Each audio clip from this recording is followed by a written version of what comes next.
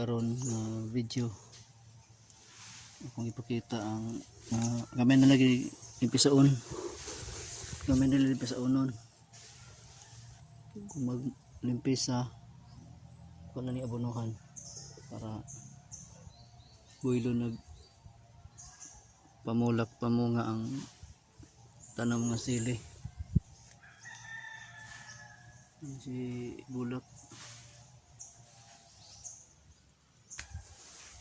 tiwasan ako naglimpisa karon para wala pa may problema, nagkan pang trabahoon.